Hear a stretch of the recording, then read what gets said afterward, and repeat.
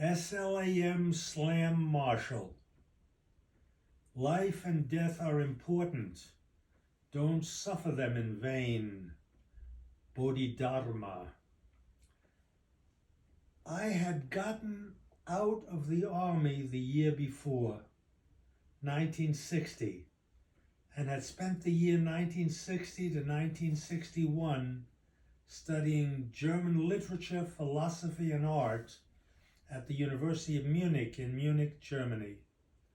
I had returned for my senior year to Dartmouth, and one of the required courses for seniors was called Great Issues. We called it Gray Tissues. The topic for that particular year was men at war. I was entering the dining hall to have lunch with a friend, and we saw two Marine captains recruiting unsuspecting Dartmouth students into ROTC. I walked up to one of the Marine captains in his spiffy blue uniform, his high blue collar jacket, neatly pressed pants, and polished black shoes, with his round white hat and black brim, and said to him, "Are you telling these men the truth? Are you telling them that you take young recruits down to Paris Island and drown them?" It was just after that particular incident had occurred. My friend grabbed me by the arm and said to me, "Dick, let's get out of here before there's any trouble." But that's not the story I wanted to tell you. That's just to show you how full of piss and vinegar I was after I had been released from 2 years in the army, and how angry I was after having studied in Munich and discovered the extent and the horror of what the Nazis had done to the Jews. The story I want to tell you is about gray tissues. Once a week, we seniors, all 700 of us, would crowd into Dartmouth Hall, one of the 3 large white buildings that overlook the campus and the green, stumble into the main auditorium and up into its balcony and listen to men discuss the topic, men at war. This particular day, General SLAM Slam Marshall was giving a lecture. I was sitting in the balcony, which wrapped entirely around and above the large center room on the right side. General Marshall said, "What we need is thinking men, men who can go to the front lines, assess the enemy, and get the information back to headquarters. What we need is thinking men."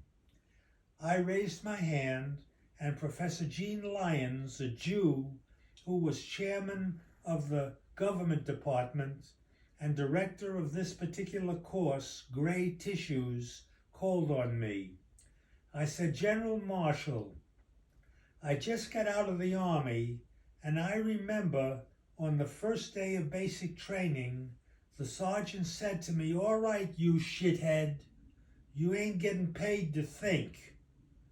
And on the last day, when I was released from the army, the sergeant, besides calling me that terrible name, said again to me, 'You ain't getting paid to think.'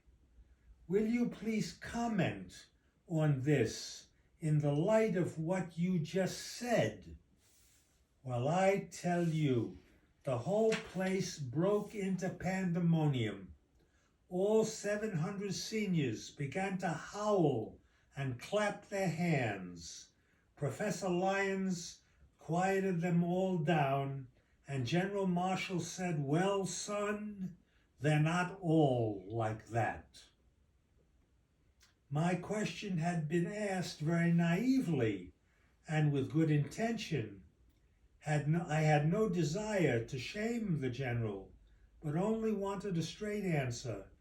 And so, feeling his embarrassment and a little upset for having put him in such a situation, I went downstairs and knocked on the door where the General and Professor Lyons were ensconced in order to apologize. Gene Lyons opened the door. When he saw me, his face began to tremble, and he waved his hands back and forth frantically while raising his arms towards me and said, "No, no, no, you never ask a question like that." From then on, although I always sat in the balcony on the right side and raised my hand many times to ask a question in the days that followed, Professor Lyons, when he would look up into the balcony and see my raised hand, would immediately turn his head and point to someone sitting all the way on the other side. When I think about it today, all I can say, along with Herman Melville, is, "Ah, Professor Lyons, ah, Bartleby, ah, humanity."